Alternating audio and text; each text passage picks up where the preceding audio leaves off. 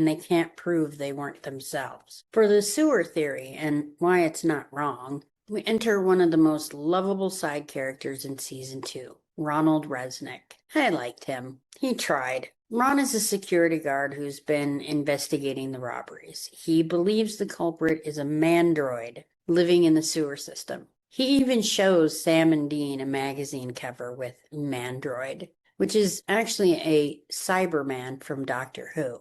Now, is Ron correct? No, but here's the thing. He's not as wrong as everyone treats him, because he did notice something supernatural. He saw Juan Morales with flaring eyes on tape. Ron just doesn't have the language for shapeshifters, so his brain fills in the blanks with sci-fi.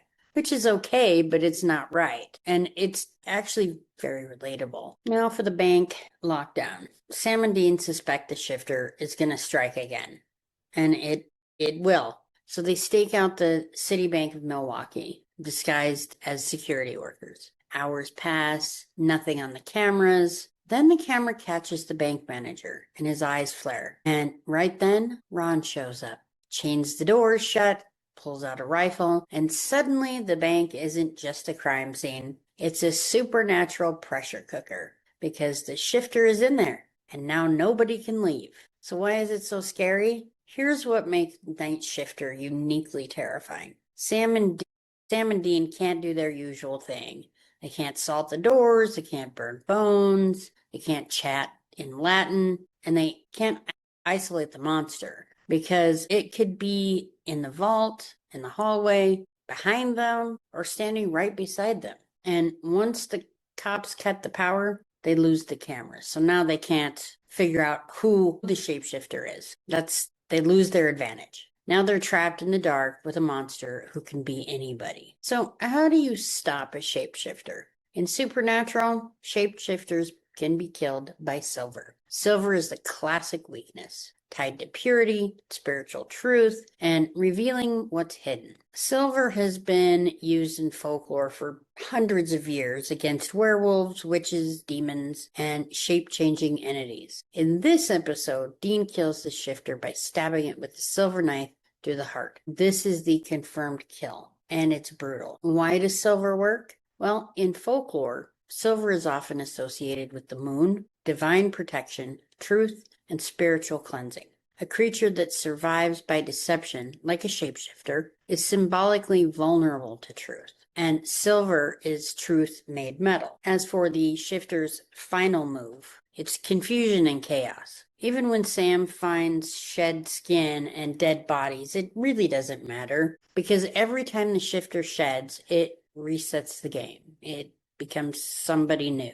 And in the chaos of the SWAT team storming the building, the shifter makes its move. It grabs Dean, headbutts him, escapes, and Dean goes full hunter mode, slamming into walls and driving Silver into its heart. Now for the new threat. The hunters become the hunted. Now here's the twist that makes Night Shifter iconic. The shapeshifter isn't the only danger. The law is closing in, and it's not random cops. It's Special Agent Henriksen. We're going to grow to love him. He's a federal agent who recognizes Dean's voice and reveals he's been tracking the Winchesters for weeks. This isn't supernatural, but it becomes its own kind of horror, because it means Sam and Dean can win the fight and still lose everything. How do they escape? SWAT uniform switch. After killing the shifter, the brothers do the only thing they can. They knock out 2 SWAT members, steal their uniforms, and walk out. It's a pretty tense and satisfying escape in the show. And by the time Henriksen arrives, all he finds are tied up SWAT guys and an empty bank. And Sam and Dean are already in the Impala, freaking out, mind you.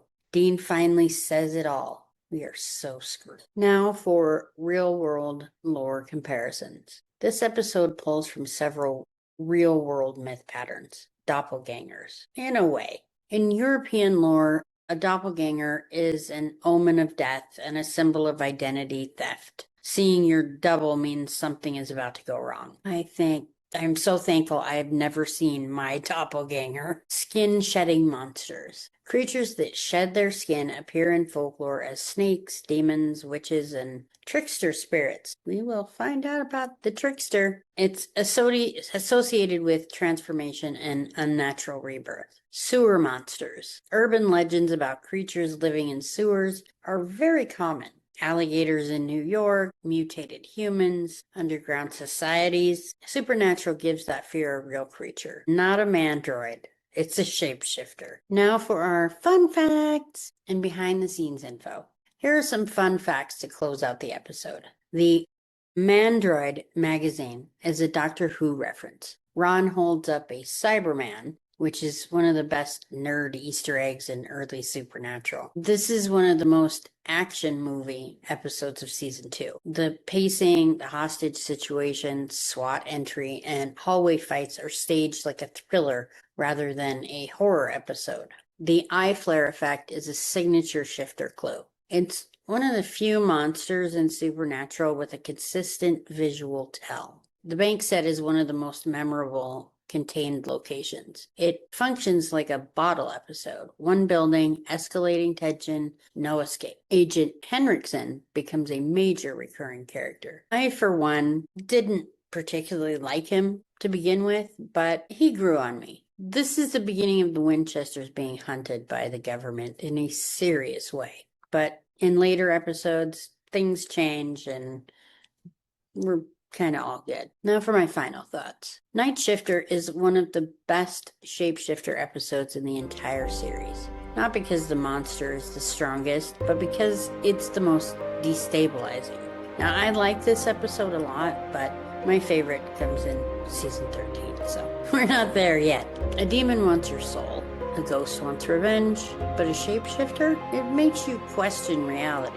It turns more normal people into suspects. It turns safe spaces into traps. And it proves that sometimes the scariest monster isn't the one with claws. It's the one wearing your face. So that's it for today, hunters. This has been Supernaturalist, and I'll see you next weekend. Until then, don't trust anybody. Look carefully at the cameras. And if somebody you love starts acting different, watch their eyes. Thank you for watching this week's episode. And if you haven't already, please like and share. And if you know somebody who may enjoy this podcast, please share it. Subscribe, like, and share.